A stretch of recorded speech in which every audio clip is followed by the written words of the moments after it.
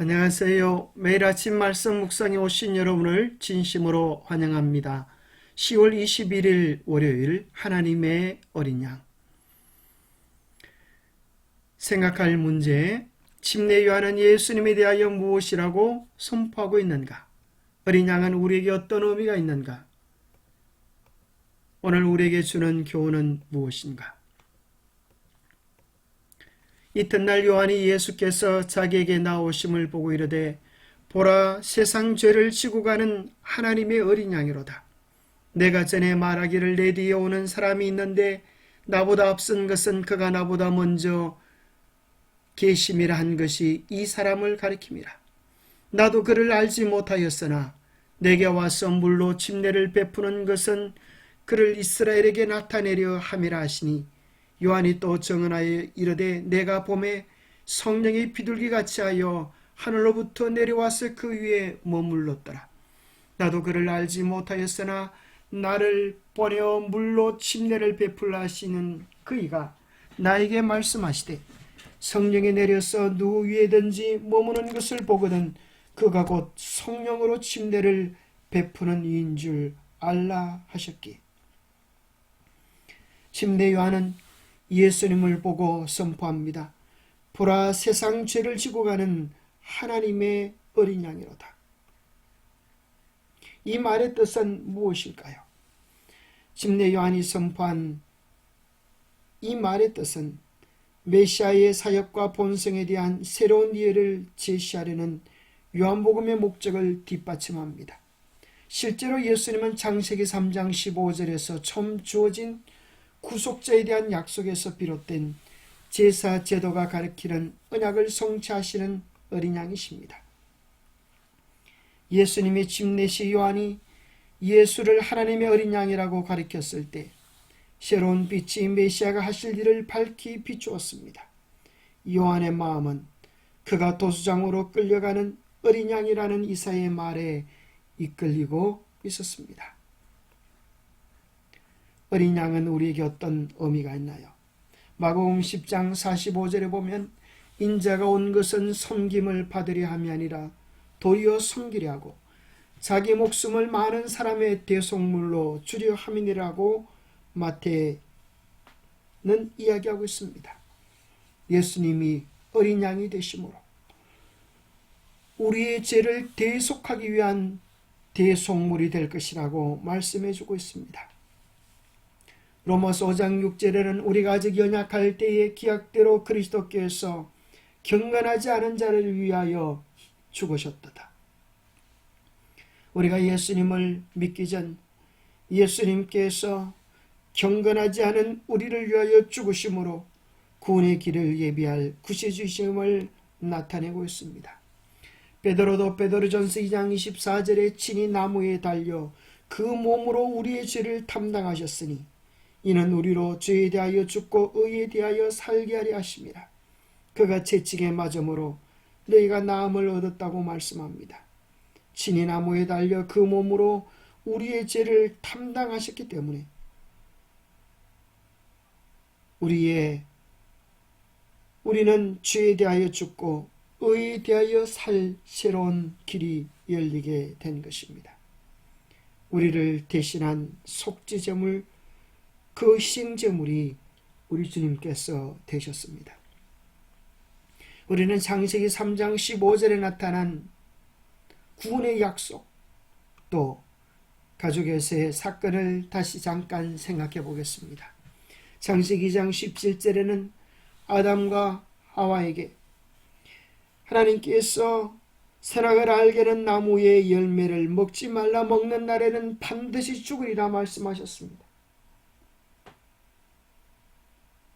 아담과 하와가 선악과를 따먹은 후에 어떤 일이 벌어졌을까요?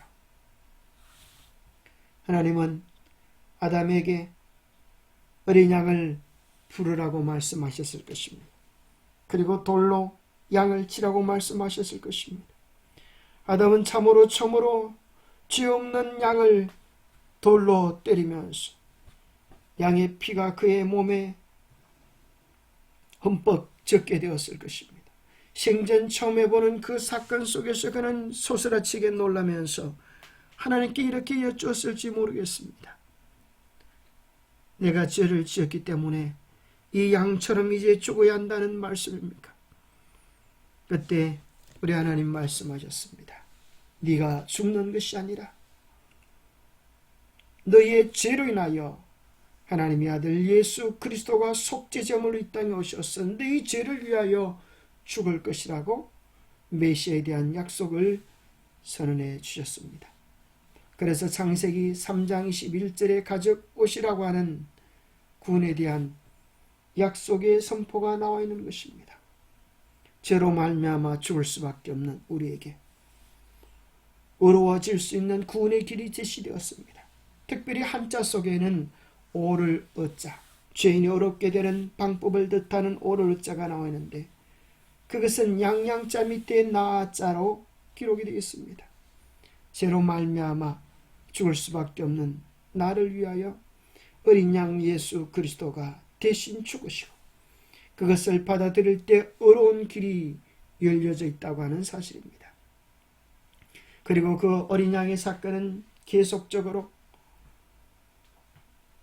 하나님께 드려지는 속죄 제물로 또 성막에 드려지는 제물로 쓰여지고 특별히 그 중요한 사건은 유월절 사건입니다. 예수님께서 유월절 어린 양이 되신 것입니다. 출애굽하기 전 양을 잡아서 문설주와 임방에 바르라고 했습니다. 구원을 얻는 세 가지 방법인데 첫 번째는 양을 잡는 것입니다. 양을 잡는 것처럼 유월절 양 예수 그리스도가 십자가에 우리의 죄를 대신하여 돌아가신 것입니다. 그러나 그것으로 온전하지 않습니다. 두 번째는 반드시 그 피를 문설주와 임방에 바르라고 했습니다. 이것은 어떤 의미가 있을까요? 예수 그리스도의 보혈의 공로를 인정하고 예수 그리스도를 개인의 구속주로 영접하라는 것입니다. 예수님이 아무리 십자가에서 우리의 죄를 위하여 돌아가셨다더라도 그 사실을 믿지 아니하고 예수님을 개인의 구주로 영접하지 아니하면 우리 개인의 운명과는 아무 상관이 없을 것입니다. 세 번째는 심판의 그날까지 그 집을 떠나지 말라라고 말씀하고 계시는 것입니다. 피가 발려진 집. 그 말은 우리가 예수 그리스도 안에서 생해야 할 것을 이야기해 주고 있습니다. 요한일서 5장 12절에 보면 아들이 있는 자에게는 생명이 있고 하나님의 아들이 없는 자에게는 생명이 없다 하셨습니다. 예수 그리스도를 우리의 마음의 구주로 모시고 예수님과 동행하는 지속적인 삶의 경험이 이 세상에서 구원을 받는 유일한 생명의 길이 될 것입니다. 하나님의 어린 양을 높이는 자들, 하나님을 위한 기별자로서의 그들의 부르심에 성실한 자들은 그들 자신을 위해 영광을 구하지 않을 것이다. 자아에 대한 사랑은 그리스도에 대한 사랑에 삼켜질 것이다. 그들은 침례 요한처럼 보라 세상 죄를 지고 가는 하나님의 어린 양이로다라고 선포하는 것이 그들의 사업임을 인정할 것이다. 그들은 예수님을 높이게 될 것이다. 그리하면 그분과 함께 인간도 높여질 것이다. 기도하겠습니다. 하나님 아버지, 죄로 말미암아 죽을 수밖에 없는 우리들에게 대신 피 흘려 죽으실 어린 양이 되어주심을 인하여 감사합니다. 약속만 하셨을 뿐 아니라 이 땅에 오셔서 실제로 십자가에서 우리의 죄를 담당하시고 계속해 주셨음을 인하여 감사합니다. 우리의 마음문을 열고 예수 그리스도를 우리의 개인의 구주로 삶의 주인으로 모시기를 원합니다. 주님, 우리 마음에 오셔서 더럽고 누추한 것들을 제하여 주시고 하나님의 거룩한 뜻이 우리 안에도 이루어지게 축복하여 주시옵소서. 날마다 주님과의 아름다운 동행이 이루어지는 우리의 삶이 되게 축복하여 주시옵기를 우리 주 예수 그리스도 이름 머지하여 간절히 간구하옵나이다.